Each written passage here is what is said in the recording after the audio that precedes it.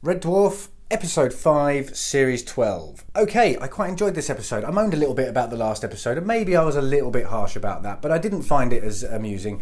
This one, I probably wasn't actually that much funnier, but I kind of probably enjoyed the concept, and just the way things played out was probably a little bit better for me than the last episode. With this particular one, the starting premise of the episode is that we're on board the ship. We're on board the ship for most of the episode, although Lister, they do leave the ship briefly, sort of.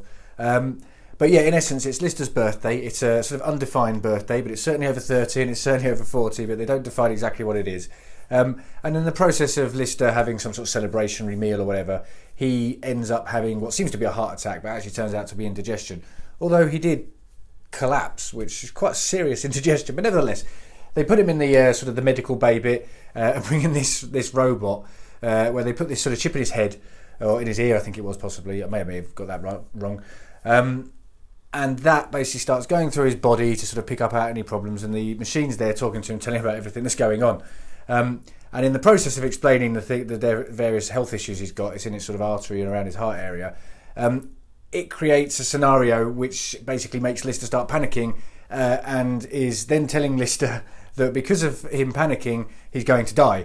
And basically gives a countdown to die, that Lister's going to die, and then the machine goes poof, like that. Next to him, a little puff of smoke comes out of it. And what it turns out is basically the problem with the machine is that Cat didn't let it do a upload within a period of time. We're not quite sure how long ago, because I think he was something to do with his hair straighteners. As one of his jokes about, what's more important. And it was an okay joke, to be honest.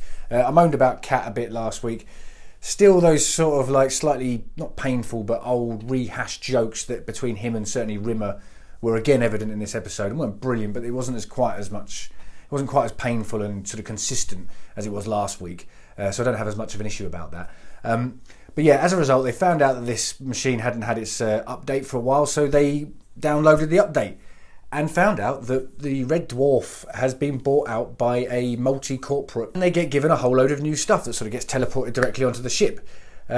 Which is great, but one of the things that's happened as a byproduct of that is that their product and anyone who works for their company only can use their product, and as a result of that, it downloads a virus into them which prevents them from being able to see anything other than the corporate's products.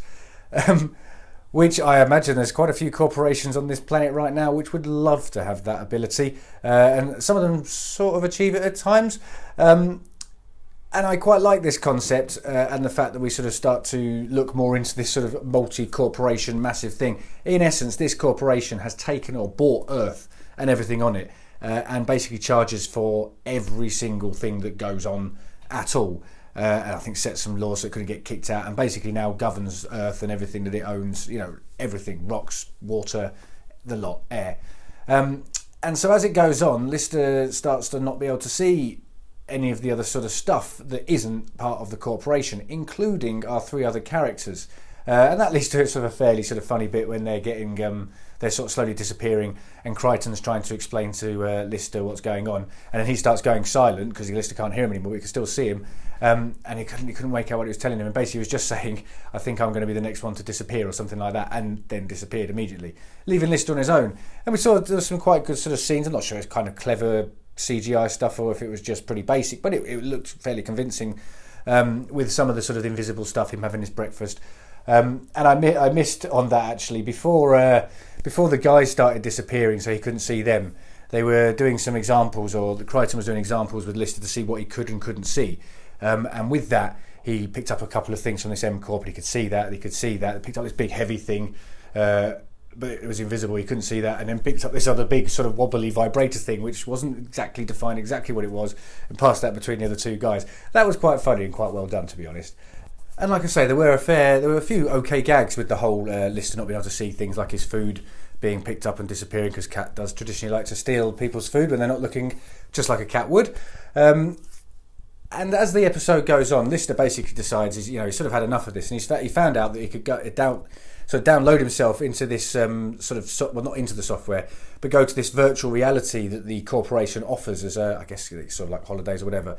And basically it's sort of like an online virtual place, virtual world where everything's virtually created. So he arrives there, and basically he speaks to the woman who's in charge. Well, she's not in charge. She's a sort of an AI that appears in front of him and sort of speaks to him in this sort of nice hello corporation kind of sort of thing, and explains the different things that he can purchase while he's there. So he can buy a friend, he can buy more or less anything for $pounds, to which obviously Lister doesn't really have many anyway. And as it sort of progresses, it starts to realise that everything he wants to do, or anything he's trying to do at all, even words, cost. So you have to pay a certain amount to be able to speak. I think it was 4,000 words for a male or something. I think 12,000 for a woman, or that was what the average was spoken per day, which again was an okay joke, I suppose, if it was a joke. And he discovers, that basically he's got nothing. And then he says he wants to leave, and then they create a fire in front of him, so then he needs a fire extinguisher, and they were doing a special offer on fire extinguishers that day, so he could purchase that from them to put the fire out. But then he didn't have any credits to basically, or £1 should I say, to pay for these things.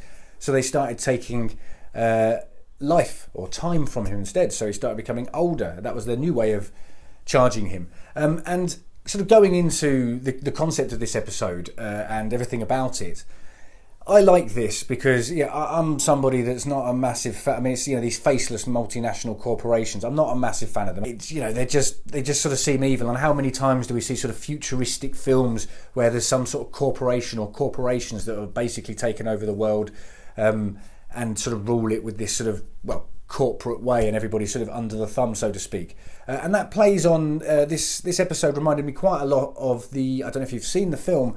I think it's called In Time, with what's his name, Justin Timberlake in it, and that's basically completely about time being sort of the sole currency. So you go to work to get time basically, and then you can put that on your clock, and it stops you from aging over 25, I think what it was. And once you reach 25, you basically die. So there's this sort of full-on currency. But in essence, if you're someone who's very, very rich, or in this case, time, you could live arguably forever. Obviously, I'm going off the point of the episode a little bit, but this episode did remind me, once it started getting into the time side of things, quite a lot of that film. So going back to the episode, Lister's now basically stuck in this virtual world because he can't get out of there because he's got no real money left or anything. The guys eventually find a way of getting there. They go there themselves.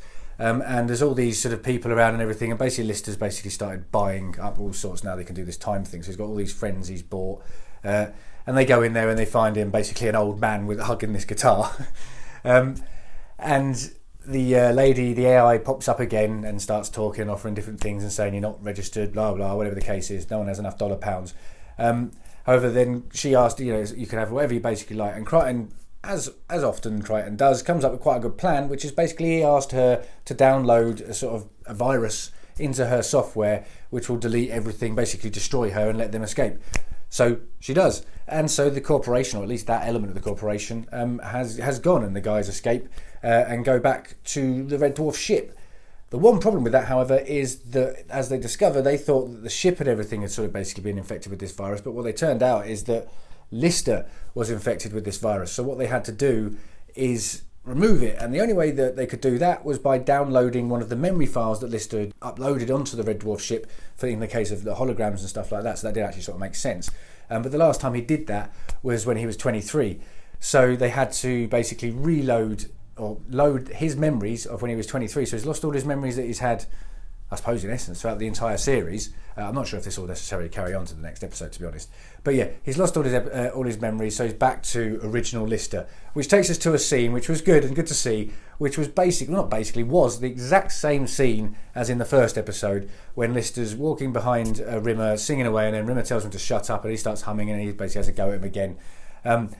Almost exactly the same scene as it was in the first episode. And that was a good little sort of look back as such. Last week we had old Mr. Toasty or whatever he was called, and now we've got this scene as well. Like I say, I might be wrong, I don't think this will probably carry over as a storyline into the next episode. I assume Lister will probably be fine, but even if he isn't, it's an extra little sort of slightly interesting thing to throw in there. We'll see how that goes. So in conclusion, I did like this episode. I preferred it more to the last one.